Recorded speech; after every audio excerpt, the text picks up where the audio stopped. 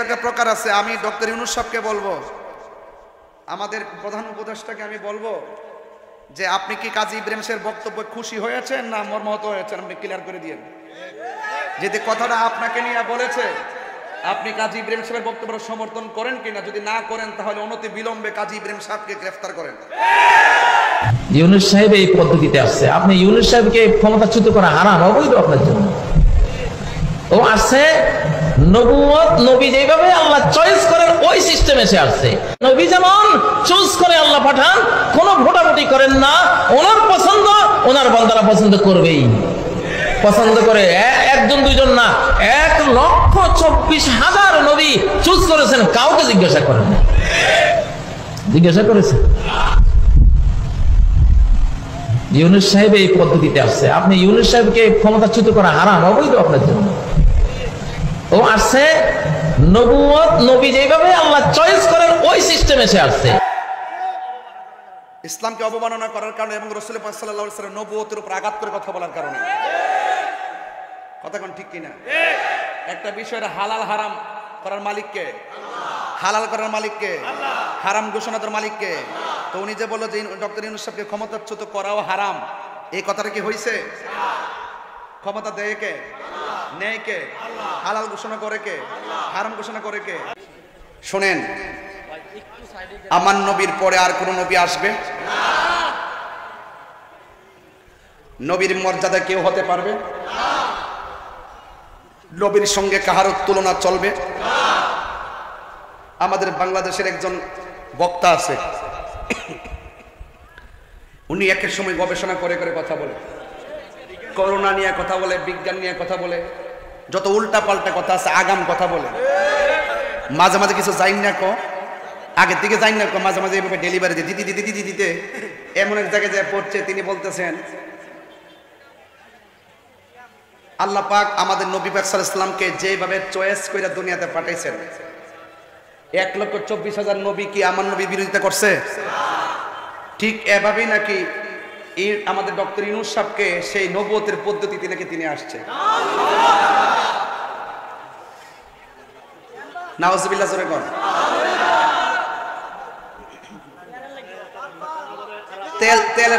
তেলের তো একটা প্রকার আছে, তৈলের তো একটা প্রকার আছে। ওনার কি ঈমান আছে না গেছে?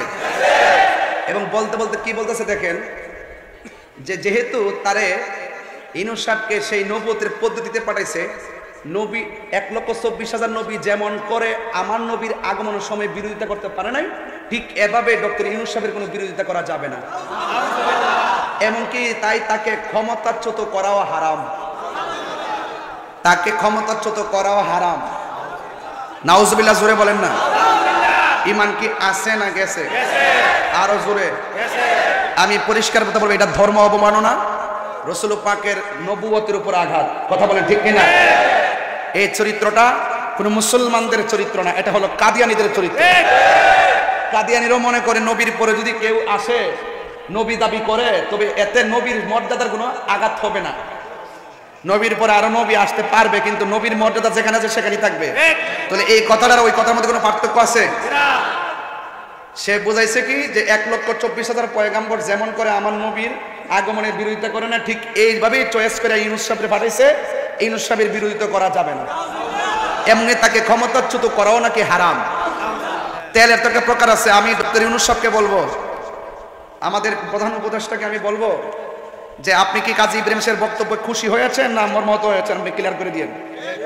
যদি কথাটা আপনাকে নিয়ে বলেছে, আপনি কাজী ইব্রাহিম সাহেবের বক্তব্য সমর্থন করেন কিনা, যদি না করেন তাহলে অনতি বিলম্বে কাজী ইব্রাহিম সাহেবকে গ্রেফতার করেন। ইসলামকে অবমাননা করার কারণে এবং রাসূল পাক সাল্লাল্লাহু আলাইহি ওয়াসাল্লাম নবুয়তের উপর আঘাত করে কথা বলার কারণে। কথা কোন ঠিক কিনা? একটা বিষয়ের হালাল হারাম করার মালিককে, হালাল করার মালিককে, হারাম ঘোষণা করার মালিককে। তো উনি যে বলল যে ডক্টর ইউনূস সাহেবকে ক্ষমতাচ্যুত করাও হারাম, এই কথাটা কি হয়েছে? ক্ষমতা দেয় কে? নেয় কে? হালাল ঘোষণা করে কে? হারাম ঘোষণা করে কে? তো এই কাজী ইব্রাহিম সাহেব উনি তো একটু মেন্টালিটি প্রবলেম, আমি আগে থেকে জানি।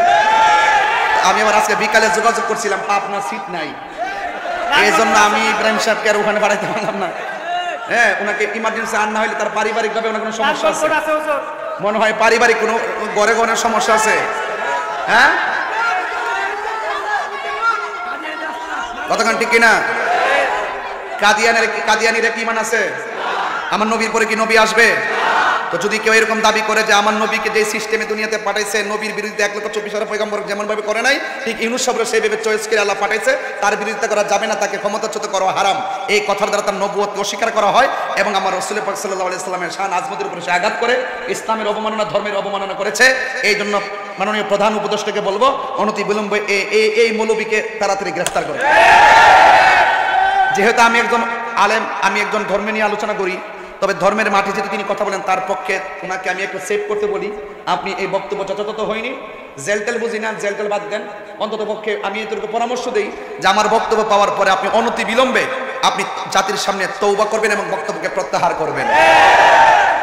গত কয়েকদিন আগে দেখছেন জামাতের একজন নায়েবে আমির চট্টগ্রাম মহানগর আমাদের জামিয়ার ব্যাপারে বলছিল এখানে নাকি 1.5 ঘন্টা তল্লাশি চালাইছে। নাউজুবিল্লাহ।